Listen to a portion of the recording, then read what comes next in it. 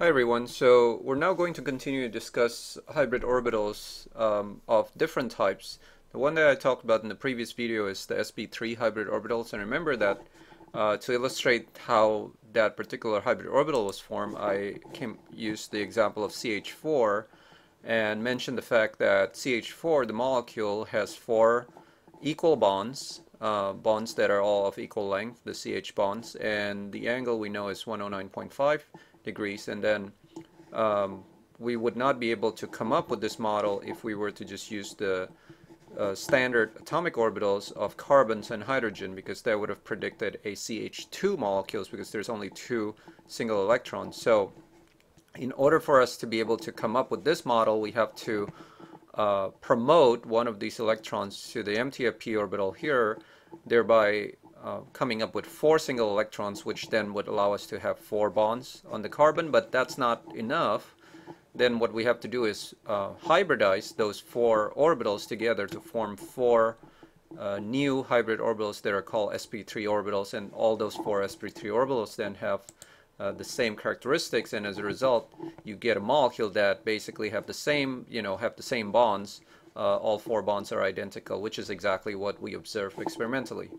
Now, and of course that, in the CH4 molecule you would have that carbon having the four sp3 hybrid orbitals, with each of those orbitals overlapping with a 1s orbital from the H atom.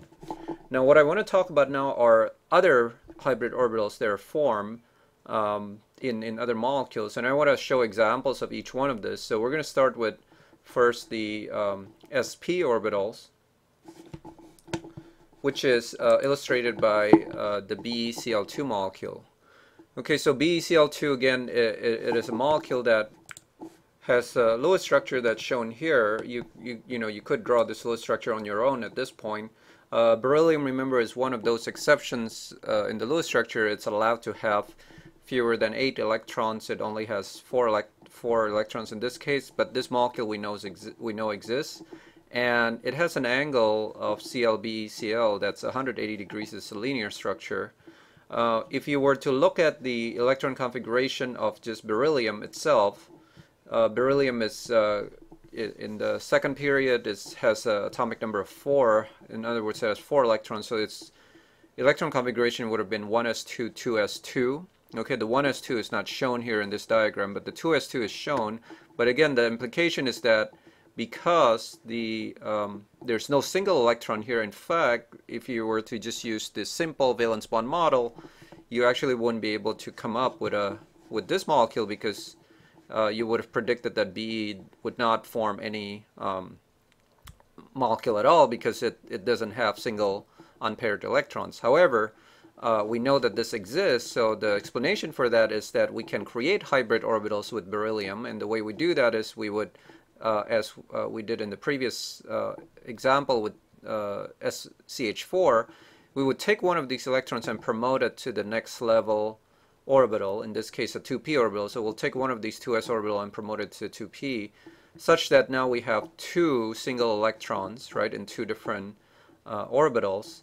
But again, that alone is not enough, right, because for the same reason that I discussed in the CH4 molecule, if you were to just do that, then you're going to have two single electrons which you can use to bond with the Cl. However, the bonds would have different properties, because one would be an overlap with an s orbital and the other one would be an overlap with a p orbital, and we know these bonds have the same characteristics, and that's why you have this 180-degree angle between them. So as a result, what we have to do is, once we have them as separated, we then need to mix, right? Remember, that's your hybridization or linear combination. That's another term for it.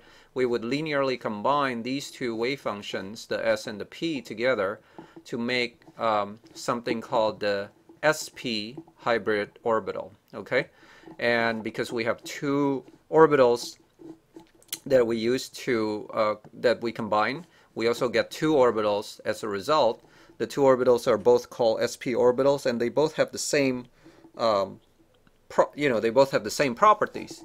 Now let's take a look at this in terms of, visually what this thing looks like, because I didn't talk much about this in the example with CH4, but I'm going to talk about it now in terms of how you get these shapes. Okay, If you think about an s orbital, and a p orbital, remember what we're doing here is doing linear combination or mixing of an s orbital with a p orbital. Now, what you have to remember is an s orbital basically has uniform phase, right? It has one phase only, okay? So if you, you can, let's say it has a positive phase. Now the p orbital has a positive and negative phase, right? So if I were to add the p orbital, if I were to add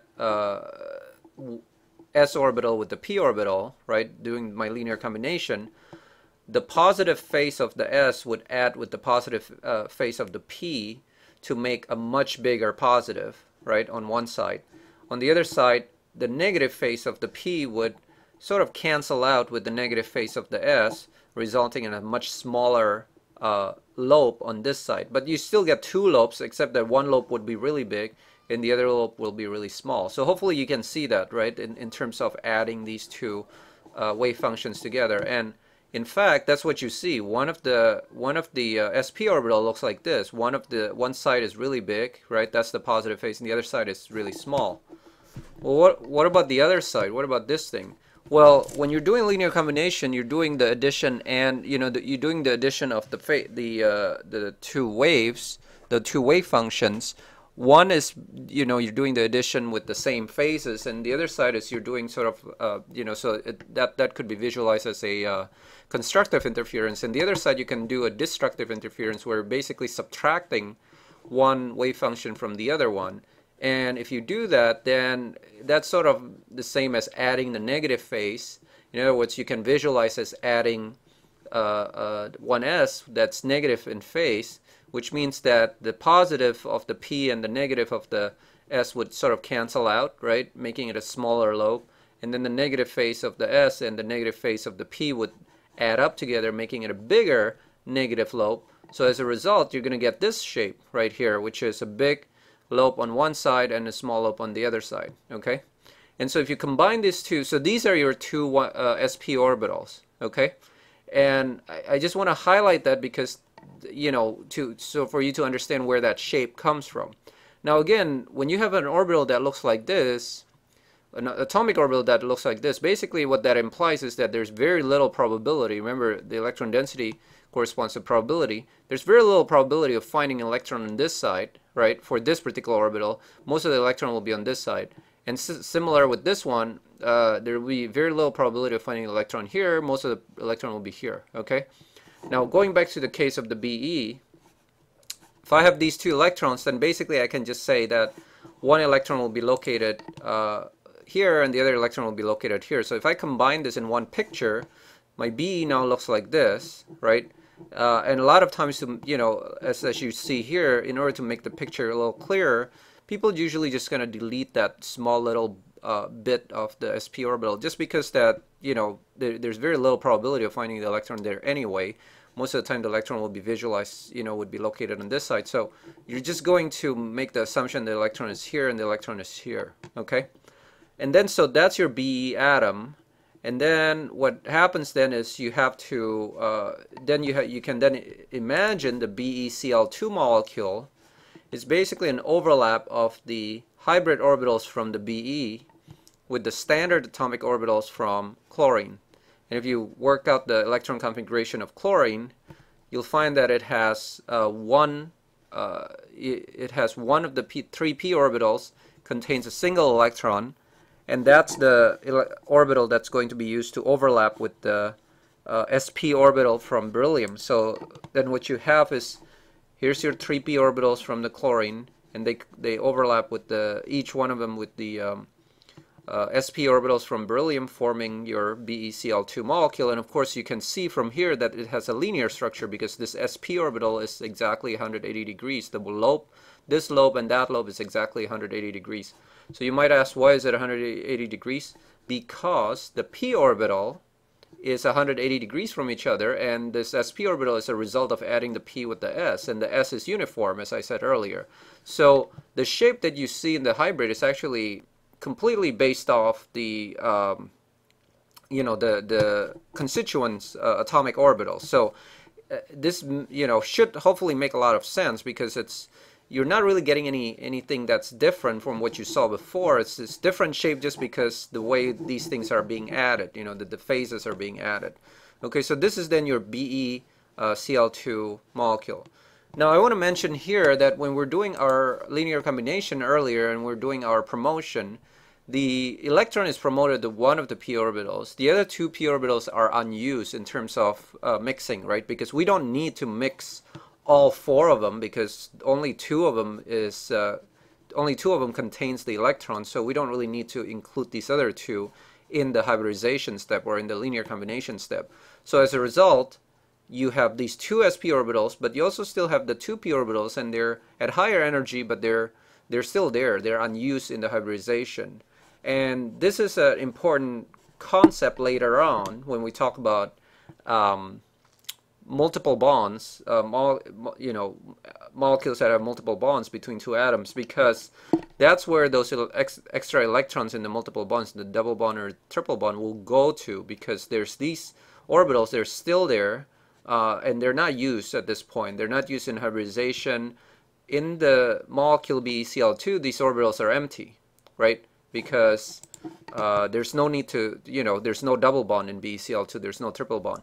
But later on you'll see that when you have double and triple bond, these p orbitals then can be used to host those electrons, and thereby making pi bonds between, between the atoms. Okay, so this discussion took a long time to just talk about one type of hybrid orbital, but in the next video I'll go through several of them more quickly. But I really want to kind of get you to understand this idea of promotion and how the shape of a hybrid orbital comes about.